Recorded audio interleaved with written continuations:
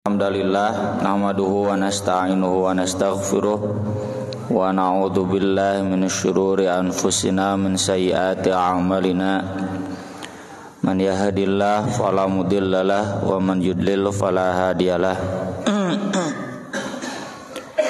Asyhadu an la ilaha illallah wahdahu la syarikalah wa asyhadu anna Muhammadan abduhu wa rasuluhu alladzi la nabiyya wa la rasula ba'dah. Allahumma shalli wa sallim wa barik ala Muhammad wa ala alihi wa sahbihi wa man tabi'ahum bi ihsan, amma ba'd. Surat Al-Ahzab surat 33 ayat 23. A'udzu billahi minasy syaithanir rajim. A'udzu billahi minasy syaithanir rajim. Minal mu'minina rijalun shadaqu ma'ahadullaha alaih. Minal mu'minina rijalun shadaqu ma'ahadullaha alaih. Faminhum man qada nahbahu wa minhum man yantazir.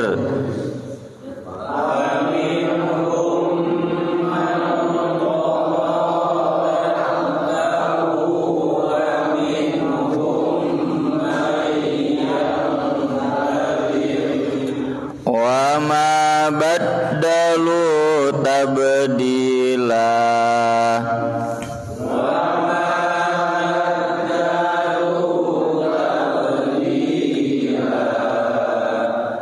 Liyajziyallahu as-sadiqina bisidqihim.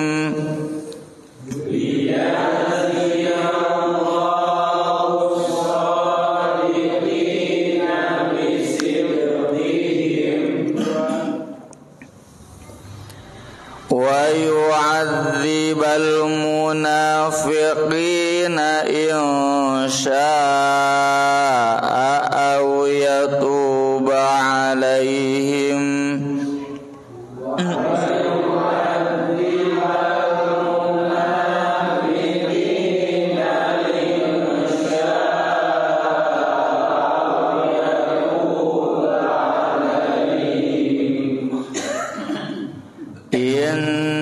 Innallaha kana ghafurur rahima.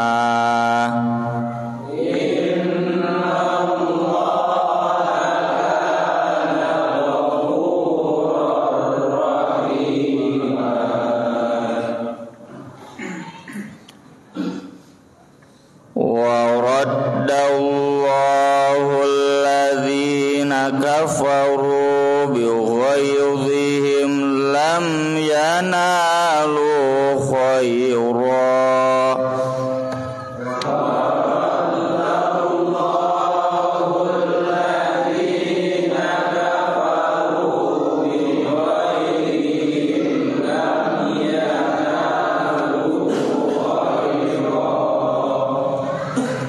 Wa kafallahul mu'minina al-qital.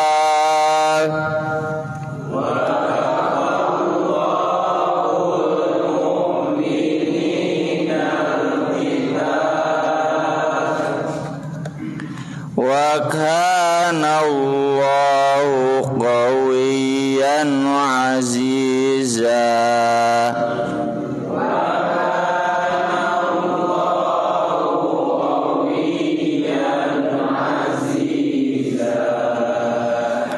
Wa anzalal ladzina zaharum min ahli ahlil kitabi min sayasihim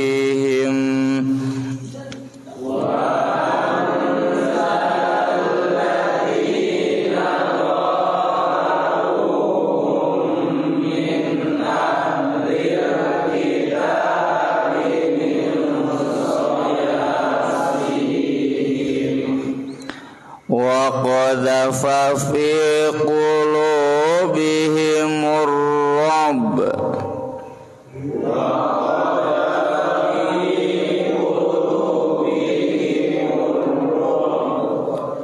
fariqan taqtuluna wa ta'siruna fariqan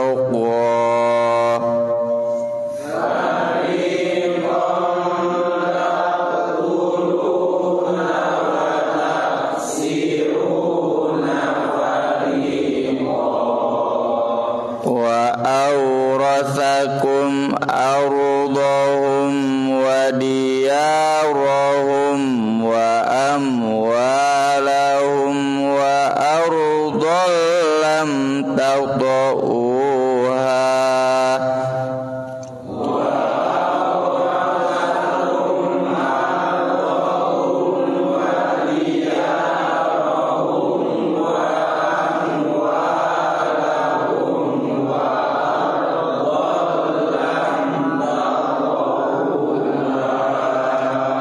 wa kana Allahu ala kulli syai'in qadira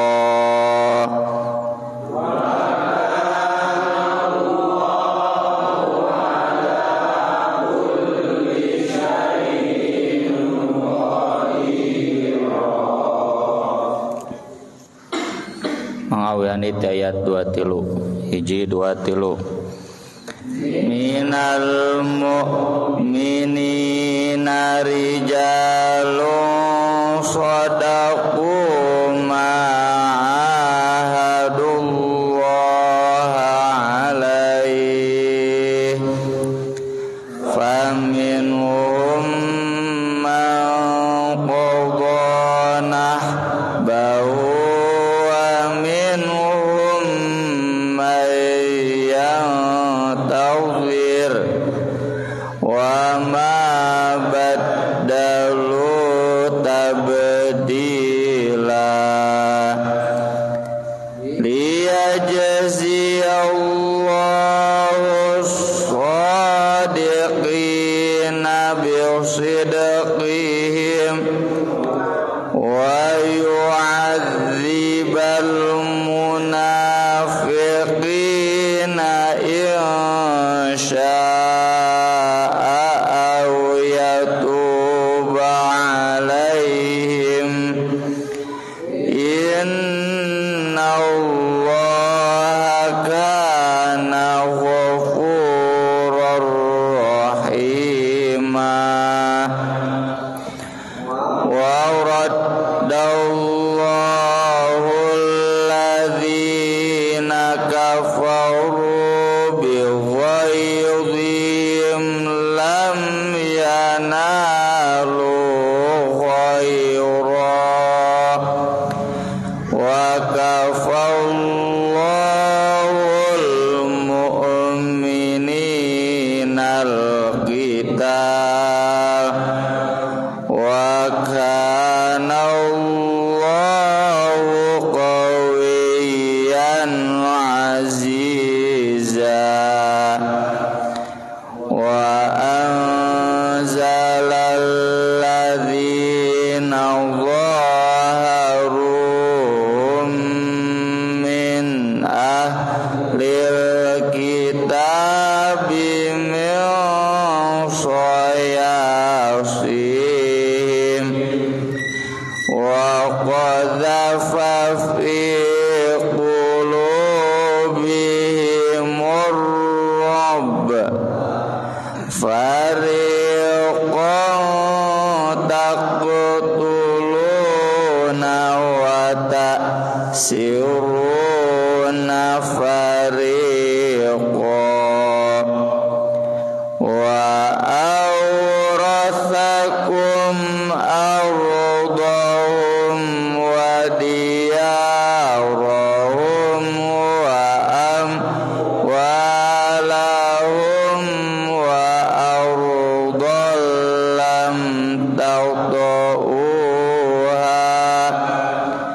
wa kana Allahu ala kulli syai'in qadira.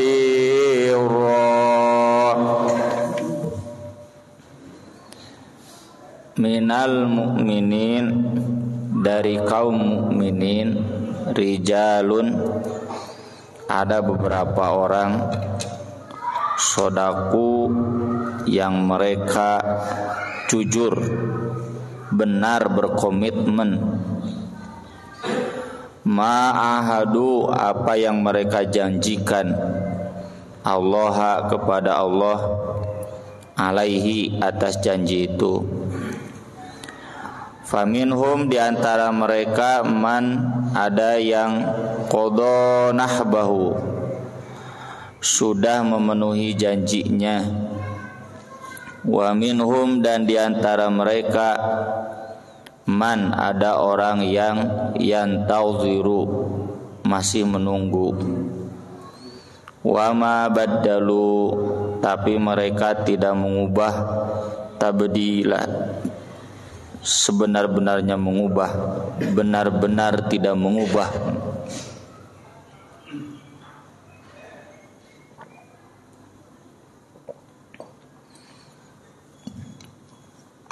Para sahabat mengaitkan ayat ini dengan hadis Anas bin Nadr. Anas bin Nadr ini pamannya Anas bin Malik, karena Malik itu Malik bin Nadr.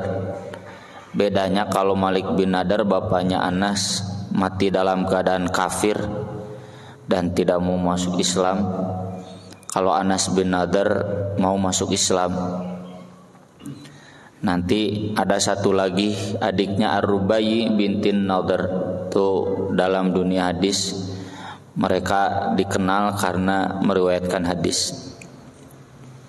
Ketika perang Badar, Anas bin Nadr ini tidak ikut, karena memang sebagaimana Allah sebutkan, perang Badar itu perang yang tidak direncanakan. Perang kejadiannya tiba-tiba teka haja. Kalau direncanakan kan pasti sebulan atau 2 bulan sebelumnya.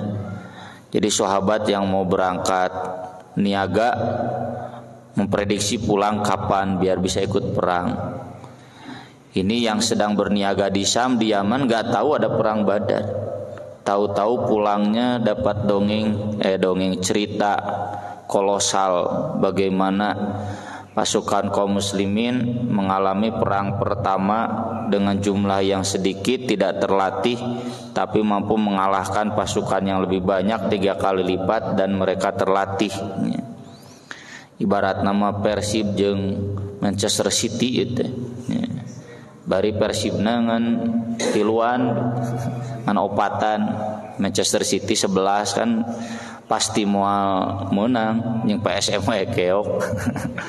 Kalau yang Manchester City, tapi betul-betul kolosal bisa menang. Anas berjanji, seandainya nanti ada perang lagi yang Nabi pimpin, Allah akan tahu bagaimana yang akan saya lakukan. Saya akan total berjuang sampai mati. Lalu kemudian datang perang Uhud. Perang Uhud itu kan sebagaimana sudah sering kita singgung, di babak pertama menang. Tapi kemudian karena keasikan dengan ghanimah, yang di Jabal Rumat tuh pada turun, ya.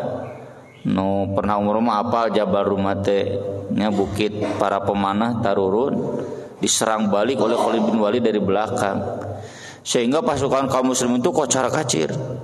Nabi SAW pun sampai pingsan, terluka parah.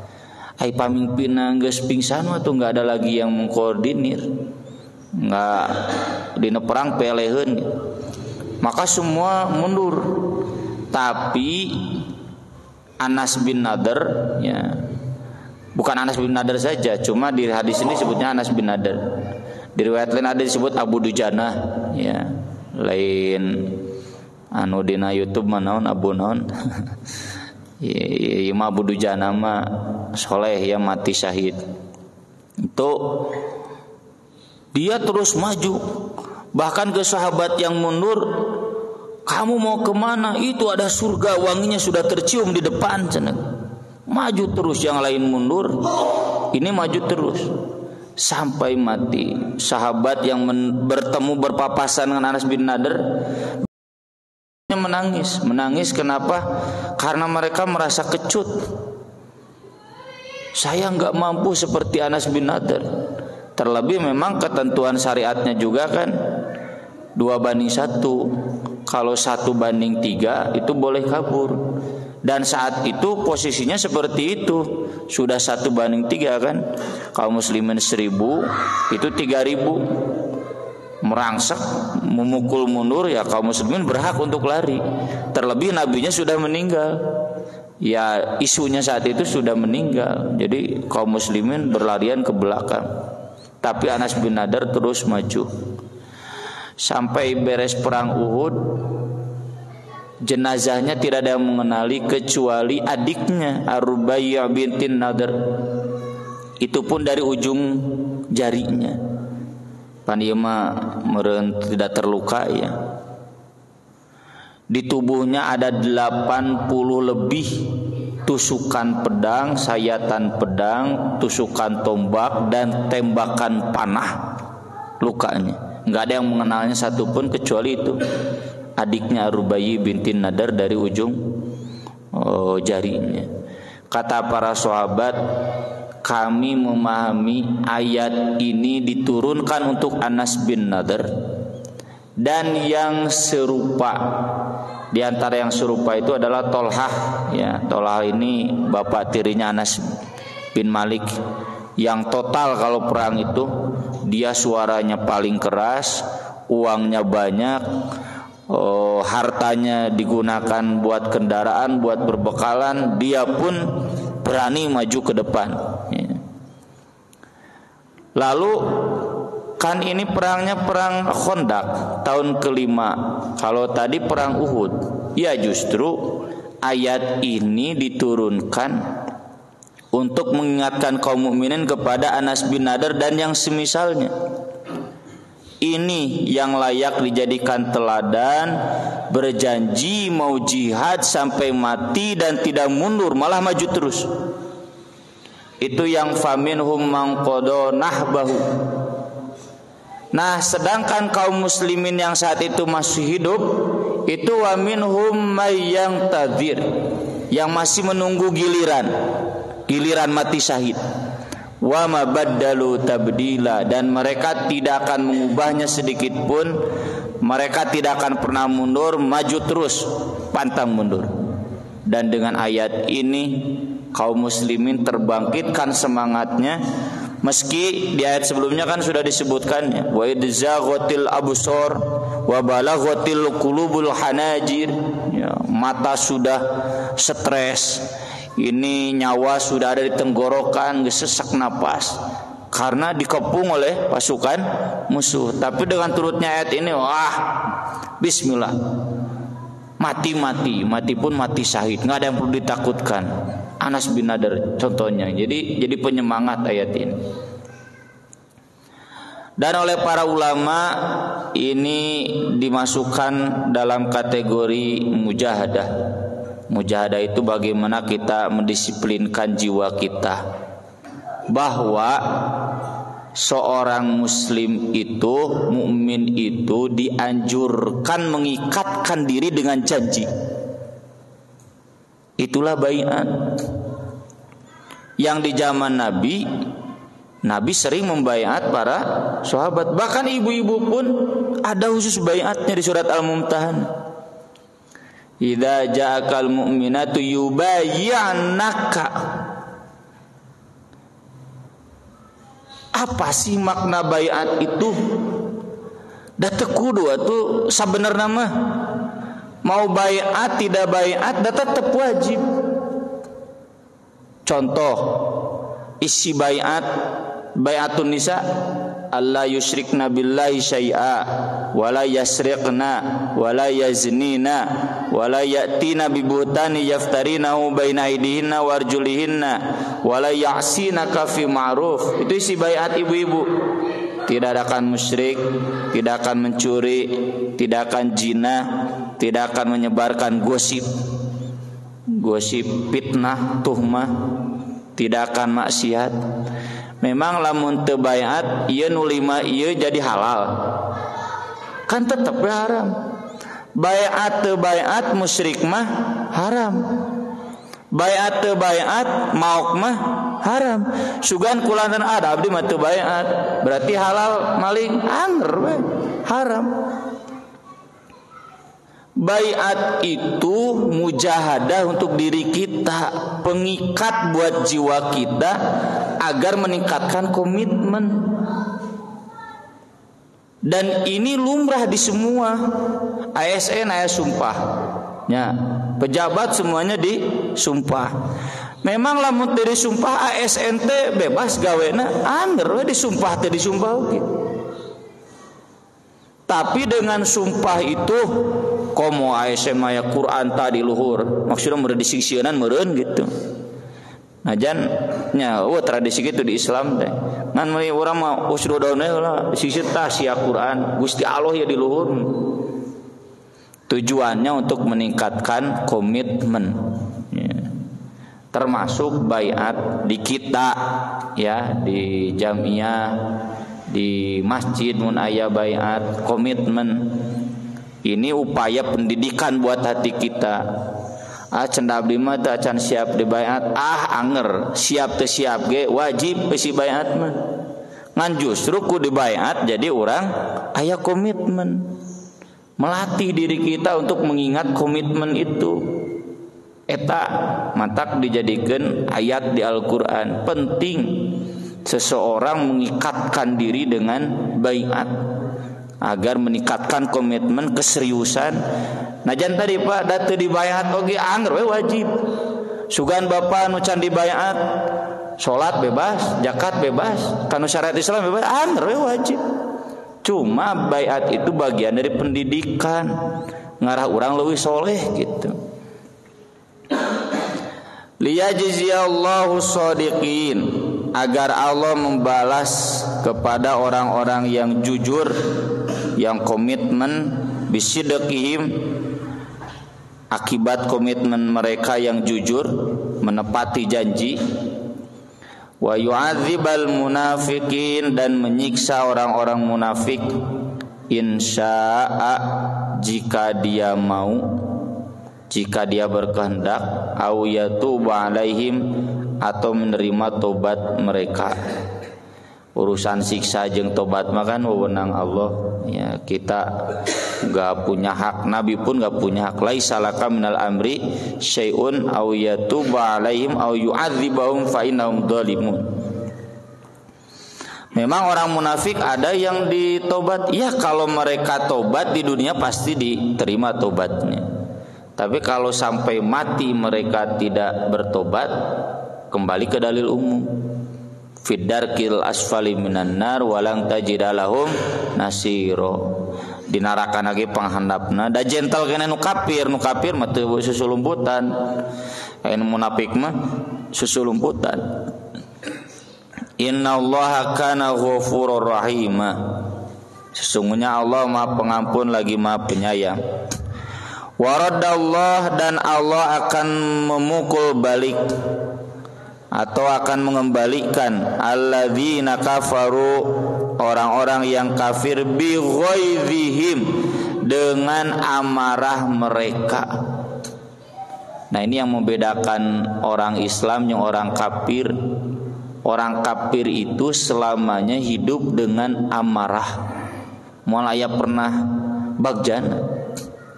Kalau orang Islam enggak ada hidup dengan amarah, tawakal. Karena punya Allah. Orang kafir mah teu boga Gusti Allah. Hidupnya penuh dengan amarah. Walang tardo angkal yahudu walan nasoro hatta tattabi'a millatuhum. Jadi obsesinya itu bagaimana Orang Islam celaka, orang Islam sengsara, orang Islam tidak bahagia, dan itu gak mungkin. Yuriduna liyutfi'u nurallah wallahu mutimmu nuri. Sekeras-kerasnya usaha mereka memadamkan cahaya Allah gak mungkin padam, malah semakin sempurna, semakin terang. So, ke 14 abad orang kafir mengeluarkan dana yang tidak terhingga buat mematikan Islam. Islam sampai hari ini nggak pernah mati, selalu lebih besar, selalu lebih nyata benarnya. Orang kafir, orang Kristen bekilo bawe gereja nu dijual teh. Alhamdulillah, mulai carita na masjid dijual. Aya lain sengketa mah. Iya mah kan gereja mah dijual teh karena nggak ada pengisinya, penghuninya. Stok ustad wae di Eropa teh geus kurang nanti. Penginjil tuh geus kurang, dikirim di Korea buat ke Eropa. Jadi mereka sendiri sudah ragu dengan agama mereka. Ini yang Allah janjikan, arsala rasulahu bil huda wa dinil haq liyudhhirahu 'ala dini kulli. Islam itu akan lebih tinggi dari semua agama lainnya. Kalaupun secara ekonomi tidak, tapi secara agama, secara pemikiran, wah, nggak bisa. Di ranah filsafat, ranah keagamaan, susah dipadamkan Islam itu. Selalu saja terang. Nah, orang kafir itu dengan kondisi seperti itu selalu hidupnya penuh dengan amarah. Ya ibaratnya kan di Al-Qur'an disebutkan ing tamsaskum hasanatung tasuhum wa ing tusibkum sayyi'atu yafrahu biha. Kalau kamu menang susah maranehna, mun kamu susah mereka bahagia. Jadi kebahagiaannya itu gimana tetangga lain kumaha urang. Ningali tetangga maju gering, tetangga cilaka atoh, kan jelema gering gitu. Itu orang kafir, hidupnya senantiasa penuh dengan amarah. Makanya dalam surat Ali Imran, Qul mutu bi ghaizikum, matilah kamu dengan amarah kamu. Jadi goizma amarah yang emosional, bukan marah kayak kita ke anak, ya marahnya atau marah karena ada aturan yang dilanggar. Itu mah marah rasional. Ini mah marah emosional, terpugu-pugu gitu. Maunya Islam itu rusak, kenyataannya itu rusak wae gitu. Mantak ngambek we salilana. Lam yanalu khaira, mereka tidak akan pernah mendapatkan kebaikan. Wa kafallahul mu'mininal qital, dan Allah cukup dengan orang mukmin saja untuk berperang.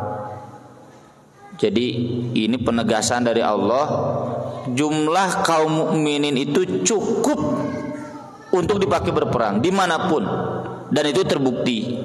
Kecuali lamun orang mukminna seperti di perang Uhud terganggu dengan minkum mayyuridud dunya wa minkum mayyuridul akhirah. Ta eta nu ngaganggu komitmen jihad teh. Makanya di berbagai ayat semua tentang jihad pasti we mimitina mujahadah heula. Bagaimana kita mau maju dakwah di Masjid At-Tauhid, di jero At-Tauhidna we silih sigeun keneh wae. Urusan naon beda pendapatan lain beda pendapat deui. Perbedaan logistik lain perbedaan logika deui. Eta nu ngarusak komitmen perjuangan.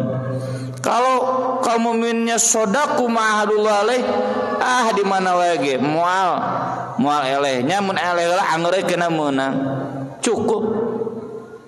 Dan itu terbukti zaman Nabi, lebih sedikit dari orang kafir cukup buat menang. Teu kudu sarua 11 teu, 5 oge cukup ngalawan 11. Wa kana Allahu qawiyyan aziza, dan sungguh Allah Maha kuat lagi Maha gagah. Wa anzalal ladzina dhaharuhum min ahlil kitab, dan menurunkan orang-orang yang mendukung mereka, mendukung pasukan Al-Ahzab min ahlil kitab, dari ahli kitab maksudnya dari Yahudi, tepatnya Yahudi Bani Quraidah, min soyasihim, dari benteng-benteng mereka, wa qadhafa fi qulubihimur rab, dan mencampakkan ke dalam hati mereka rasa takut. Fariqam taqtulun, sebagian kalian bunuh, wa ta'siruna fariqo, dan sebagiannya lagi kalian tawan. Tawan itu artinya dijadikan hamba sahaya. Ini babak akhir dari perang Al-Ahzab. Hadisnya panjang di sini. Jadi sesudah pasukan koalisi kocar-kacir dihantam oleh malaikat dan angin, tinggallah yang di sebelah dataran tinggi Madinah, Yahudi Bani Quraidah. Nabi menginstruksikan pada duhur jangan sholat asar kecuali di Bani Quraidah. Berangkatlah, karena kan perang itu harus berhenti maghrib. Kalau sudah maghrib masih perang, madorot, kayak bisa mayan balad, pancan usum listrik. Kalau maghrib udah berhenti, nggak boleh lanjut perang. Maka memang maghrib kudu beres. Berangkatlah, tapi karena jaraknya cukup jauh, ya, di Madinah ke Pasisian, ada yang sholat asar di jalan. Karena kata mereka maksud Rasul teh buru-buru, tapi kan teka buru, udah aja sholat asar di jalan. Ada lagi sahabat yang letterlek, pokoknya kata Nabi harus sampai Bani Quraidah baik ke maghriban oge gitu. Ya dua madhab dah. Ya di sahabat ya madhab tekstual, ya madhab kontekstual. Nabi datang ke Bani Quraidah maghrib, dilaporkan ke Nabi. Nabi nggak menyalahkan salah satunya. Anu sholat di jalan benar ijtihadna, anu sholat ka maghriban asar gak Nabi salahkan. Umar pun datang marah-marah, dasar si Yahudi cenah aing can sholat asar cenah. Nabi kalem, saya juga belum, ya. Mun orang situ aksat cenah gitu. Lalu Nabi pun sholat di sana. Jadi meski Nabi madhab yang letterlock, tapi Nabi nggak menyalahkan madhab yang kontekstual. Lalu dikepung selama 25 hari benteng itu. Sudah habis perbekalan Bani Quraidah, pan dikepung atau bentengnya terbatas kan sembakona. Maka mereka menyerah, tapi syaratnya keputusannya bagaimana Sa'ad bin Mu'adz. Sa'ad bin Mu'adz itu pemimpin kaum Aus. Bani Quraidah dan Aus itu dulu koalisi di zaman jahiliyah. Maksud Bani Quraidah ingin seperti Bani Qainuqa. Ketika mereka melanggar janji, mereka nggak mau dihukumi sama Nabi, minta dihukumi oleh Abdullah bin Ubay bin Salul dari kaum Khazraj, yang saat itu belum ketahuan munafiknya. Abdullah bin Ubay itu Jumatan pangharupna wae, malah nu nyangka munafik. Dan dihukumnya Bani Quraidah itu diusir saja. Jadi Bani Quraidah semoga dengan Hakim Sa'ad bin Mu'adz yang saat itu terluka ya, urat nadinya, tapi beliau berdoa, ya Allah, kalau saya harus meninggal, bereskan dulu Bani Quraidah. Padahal sudah terluka parah, pendarahan, tapi kuat sampai 25 hari. Lalu diserahkan kepada Sa'ad bin Mu'adz. Sa'ad bin Mu'adz ternyata kata beliau, semua yang berperang hukum mati, sisanya ditawan. Kata Nabi SAW, sungguh kamu telah menetapkan hukum dari atas 7 langit, maksudnya sesuai dengan arahan wahyu. Turunlah ayat ini. Jadi ini babak akhir perang Khandaq, yang kemudian Bani Quraidah dibunuh tuh semua laki-laki yang ikut perangnya, yang tidaknya dijadikan tawanan, dijadikan hamba sahaya. Wa aurathakum, dan Allah mewariskan kepada kalian ardohum, tanah mereka, kebun-kebun di Bani Quraidah, wa diyarohum, rumah mereka, tak ieu ngeunahna perang teh. Mun menang semua hartanya jadi milik pasukan yang ikut perang. Setorkan ke Nabi nama cuma 20%, humus teh 20%. Beda jeung tentara di urang nu ribu tentara nu beunghar jenderal.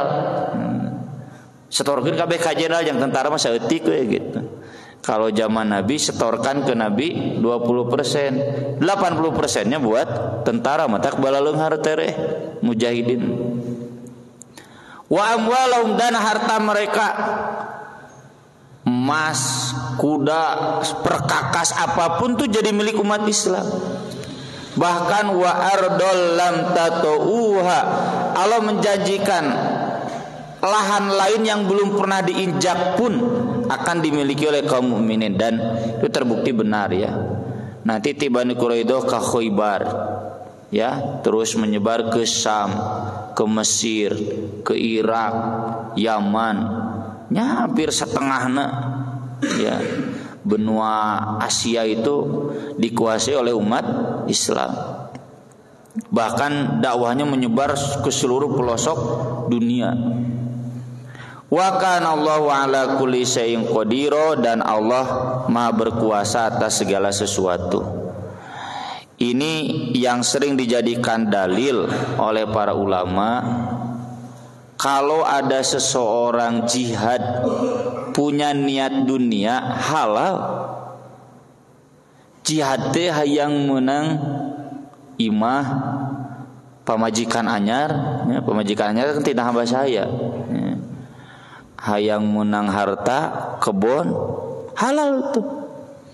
Makanya kalau ada sahabat Nabi pulang teu bebenangan, Nabi yang berdoa, ya Allah kuatkan mereka, ya Allah sempurnakan pahala mereka di akhirat. Dan terkenal sabda Nabi, kalau mujahidin pulang menang, 2/3 pahala sudah didapat. Jadi sesana seperti lu. Tapi kalau kalah 100% disediakan di akhirat, ditabungkan. Ya. Dan itu yang sering saya katakan ke ustad-ustad. Ustad-ustad di dieu teh kuduna gajina 20 juta gitu. Ngan dibayar heula 2 juta. 18 juta na ditabungkeun di akhirat gitu. Gajina 20 juta kan gaji pengajar Quran tuh yang paling tinggi kata Nabi kan, ahak koma akhadtu mali ajron kitabullah. Gawe di Telkom 20 juta biraku ngajar Quran dia tauhid ya. Letik harusnya lebih gede, yang ngajar Quran di pesantren harus lebih gede. Ngan cete dibayarlah di dunia 2 juta, tangke 18 juta di akhirat. Nabi gitu. Jadi kalau sahabat pulang tidak dapat ghanimah, mereka ada raut kekecewaan normal. Ti lamun guru tanggal hiji can gajian rautna kecewa teh teu lain teu ikhlas teh. Tahu ustaz dari amplopna kosong, da pasti kecewa. Teh lain teu ikhlas. Ku datang lagi geus ikhlas teh. Ku daek di jadwal di Persisna ge geus ikhlas. Dalam teu ikhlas mah embung di jadwal di Persis teh leutik gitu. Hayang di luar we, betah di luar gitu. Jadi jangan dibentrokkan. Jam kaki itu mah Bapak kan semua di sini bekerja. Bekerja buat apa? Cari nafkah kan? Nanti ikhlas ka Gusti Allah. Ikhlas. Ikhlas itu satu niat. Dapat penghasilan itu niat yang lain. Jadi tidak dibentrokkan. Ya, kalau seseorang berjihad, dia ingin rumah, dia ingin tanah, dia ingin istri baru, kuda baru, dipersilakan karena Allah sendiri yang menjanjikan bahwa itu akan dimiliki oleh kaum mujahidin asal mereka komitmen penuh dengan baiatnya, dengan janjinya. Teu loba nyulayaan, tidak banyak selingkuh, tidak banyak menyimpang, dan tidak silau dengan dunia itu. Tetap komitmen utamanya adalah liya'la'i kalimatillah. Aku qouli hadza wa astaghfirullah li wa lakum subhanakallahumma bihamdik asyhadu an la ilaha illa anta astaghfiruka wa atubu ilaik. Wassalatu wassalamu ala Rasulillah. Wassalamualaikum warahmatullahi wabarakatuh.